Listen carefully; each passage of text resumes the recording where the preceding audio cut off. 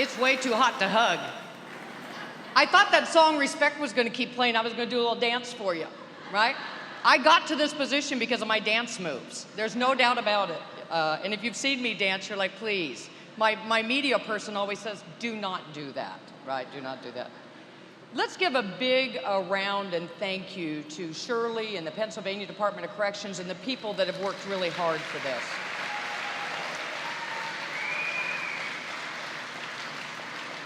It is wickedly hot. I stood behind the gentleman over here working the equipment, and they don't have the benefit of sitting behind a fan. And you know, it takes each and every single one of us to put on an event like this, and so I'm profoundly grateful to be a member today. And I am a huge Shirley fan, if you don't know that. I'm a huge John Wetzel fan, don't get me wrong, but I've had the opportunity to be the number 3 in command and the number 2 in command, and now I'm the number 1 in command. It's the 2 in the commands that make the systems run. So big shout out to Shirley.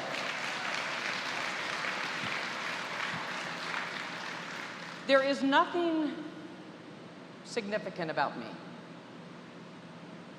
I am no different than you.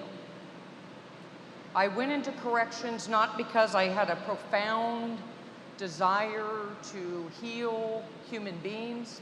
I went in because I played softball with some women that were prison guards and they drove nice cars. And so I started out as a correctional officer, and this is, and before that I worked in mental health facilities, and I started as a correctional officer. And the topic of transform, transcend, and rise speaks not just about my personal career, but also about the evolution of the criminal justice system in California. So I was telling some folks when we walked through D Block yesterday, California Corrections would have had 3 men in each one of those cells. That's how I started my career. I started my career that I worked mental health units, and I'd have to wear a green slicker, a green rain suit, because we were so inhumane to the mentally ill that when you went down the tier to feed them, they'd throw food at you. And so you just go hose yourself off and go do your next thing. That's the system that I started out as a correctional officer. And it's a system, the California Department of Corrections at one point had 27 different federal class action lawsuits governing the treatment of prisoners. And it should have, because it was inhumane. The problem for me was, instead of me bringing a greatness to that task, what I brought was my worst self.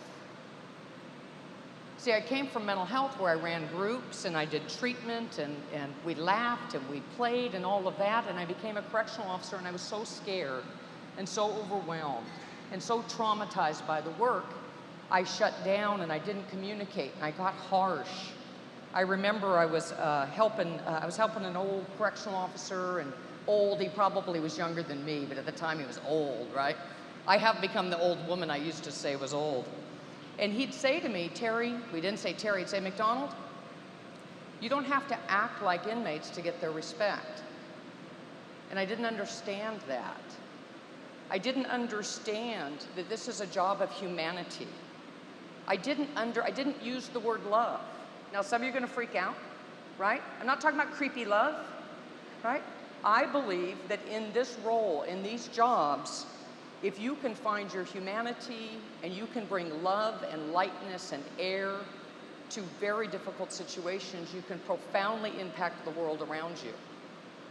Now, I was the captain of the guard at Folsom State Prison, the first and only female captain of the guard at Folsom State Prison. I can assure you I did not talk about love at Folsom State Prison. But what I had started to do as California began to transform and transcend from that very difficult draconian sentencing policies and overcrowding, I began to transform with it. I began to understand that there is no harm in excuse me, sir. There is no harm in, I saw the signs when I came in today, and it says, please don't place your feet on the wall. Thank you. I saw another sign on the wall that says, please don't let the residents in or out of the door. There was no harm in that humanity. And as I began to understand there was no harm or threat to me, to be humane, to be kind, to be loving, to be nurturing, there was no harm in that, I began to rise myself. I can't tell you that the job has always been easy. I can't tell you that I haven't made a gazillion mistakes. Probably gonna make one today. I'm probably gonna say something that offends somebody, and if so, I apologize. It's not personal. I can't even see you. The lights are like glaring at me, right? But I can tell you that what I was always willing to do after I kind of grew into the job, I was always willing to take a tough assignment. I was always willing to step out of my comfort zone. I was always willing to say, the time has come for this, it is now time for that.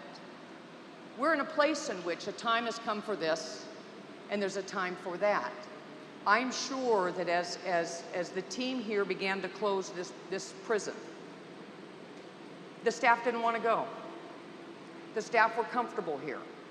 The staff said, there's nothing wrong with this place. It's been here for 90 years, it can continue to be here. My dad worked here, my grandpa worked here, I work here. The inmates were like, no, we got it, we got game, we got all of our hiding spots, we know where to traffic stuff in, right? We got a program here. Shutting down this facility because its time had come. The time has come in America to transcend, transform, and rise in our opinion about criminal justice. We have incarcerated our way in a way that we've desecrated entire communities. We have pulled people out and put them into prison, pulled them away from their families and from their comfort zone, and we put them into prison, and when they get out in California, there are 38 different sentencing laws that inhibit their ability to reform. I know that's not a threat to any one of our jobs. There's plenty of work for us. That's not a threat to what we do, because we have the opportunity to do amazing work here. Every time you're doing a parole check or a probation check, or you're pulling somebody over, we have the opportunity to think about what's the best outcome for the community. I didn't talk this way. I didn't talk this way when I was the captain of the guard at Folsom State Prison. But as I sat there year after year in these terrible conditions asking, what are we doing? California built 20 prisons. 20 prisons in California, and California prisons are big, right? 20 prisons at the same time they built one university. That's no way to run a goat show, right? So how did I transform? How did I transform my thinking? Well, I transformed my thinking, number one, by realizing that I had lost the core of who I was. I had come from mental health, I was doing drug treatment, I was running groups, and I started to realize what a perfect opportunity for me to go back to the core of where I am. Now, the other trick is, and ladies, write this one down because you need this one. I took every test available to me. I took every test available to me. Whether I had been in the job for 2 years before or people thought I didn't have it coming, right? I took every test available to me. As I mentioned, I took every hard job available. When somebody says, hey, we're gonna do this new program and it's probably gonna fail and it's not gonna work, do you wanna do it? I'm like, I'll do that. I'll do it, right? Because I know that as a leader, and everybody in here is a leader, I know that as a leader, all you have to do is garner the greatness of your team, and you can do anything. So I started taking on tough assignments. The hardest one I took, I was the Undersecretary for California. So I was over the largest state prison system, largest state parole system, largest state juvenile justice system in the nation. I had 300,000 people under our supervision. I had 65,000 employees. I was sitting comfortable in my job, everything was okay, and I get a call asking me to go run the Los Angeles County jails. Google this. There was extreme abuse going on in the jails. The sheriff has been indicted, the undersheriff was indicted. 20 of my employees were arrested one day while I was at work by the FBI over prisoner abuse. So I'm sitting there, and I worked for the governor. I worked at the time, I think, for Governor Brown. I was appointed prior to that by Governor Schwarzenegger twice. That's a great signature to have, too. If I end up kind of poor in retirement, I can sell those Schwarzenegger signatures, right? So I was asked at the Capitol, and I went to Matt Cade, who was the secretary at the time of California, and I said, hey, listen, LA County's recruiting me to go in and run the jails. And I'm telling them no, but if the rumor starts I'm going to LA County, it's not true. And Matt left. In about 20 minutes, he came back, and he said, Terry, why wouldn't you go run the LA County jail system? You have been through so much here, you know so much, that if anybody can do it, you can do it. He said, and more importantly, wouldn't you like to be the one that says, I ran the largest blah, blah, blah, blah, blah, blah? Because nobody's done it, and wouldn't it be great if a woman did it? Now, I did that job, I retired, and then I got a phone call to go run the Los Angeles County Probation Department. I have never worked in probation. I have never been a probation officer. And so I'm sure there are people on my staff and in the community that thinks that she doesn't know what she's doing. Well, the truth of the matter is I don't have to know how to do the probation work. I have to know how to lead and how to have vision and see where the department's going. I had to have the courage to do that. And then I had to have the courage to let the employees be great, because they are great. Oh, you guys can't hear me? Okay. Oh, is that better? Oh, I'm sorry, you guys. You should have hollered. I said some of the coolest stuff ever.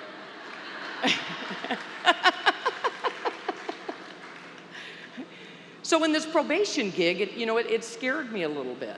And since I've been in this job, there's some really cool stuff happening. We've closed, I think, 6 juvenile probation facilities. Because the truth of the matter is young people shouldn't be in jail. Right? There may be some that have to be because they've made a choice and a decision that we need to remove them, but the vast majority can be better managed in a community setting because nothing good comes really from a criminal record. And so we've closed facilities. One of those facilities I'm converting to a junior college. And so it'll be a residential program for 18 to 25-year-old young men.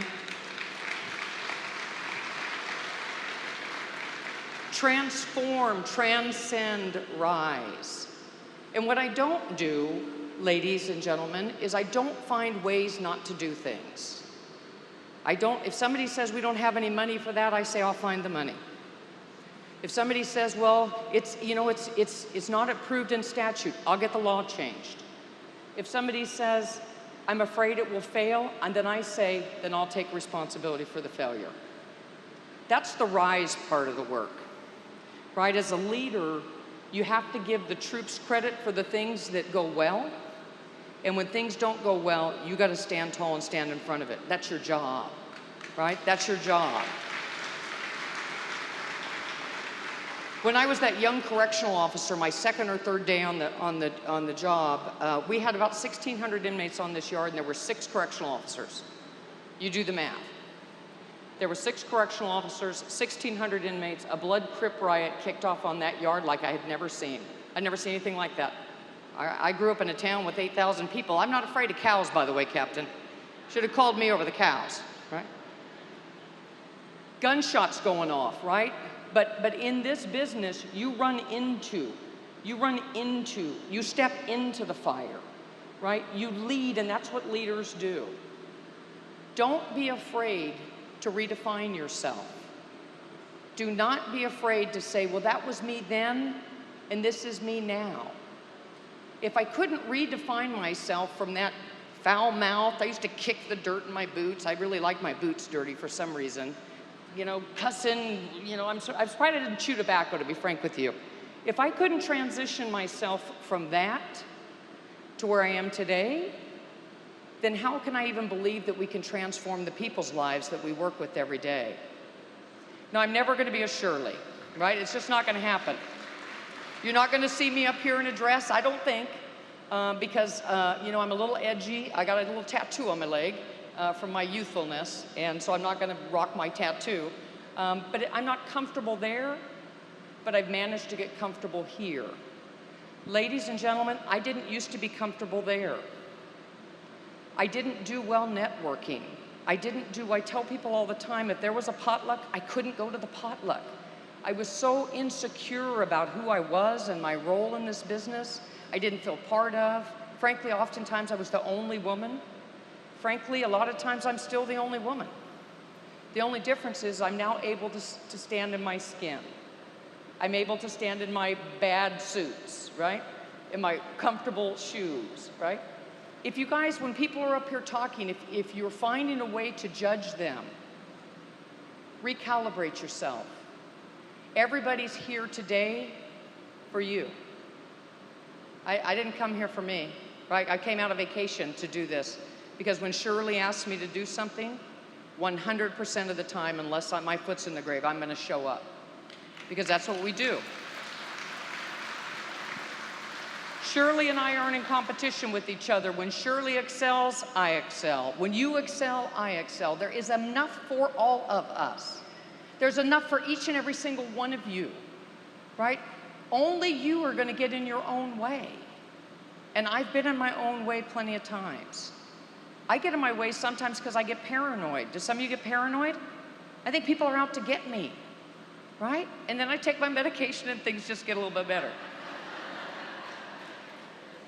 Right? But when I'm paranoid, it's because I'm not communicating.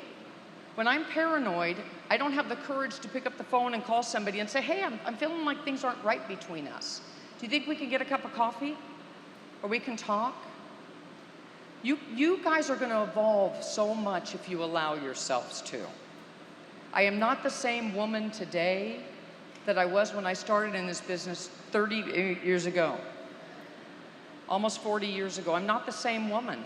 And if God is willing, I won't be the same woman 20 years from now. Because I'm open to change. I'm open to transformation. I'm open to say I don't know. There have been times when I was over California Corrections, a problem would come in so hard. Because you figure by the time a problem gets to me, it's a really difficult problem.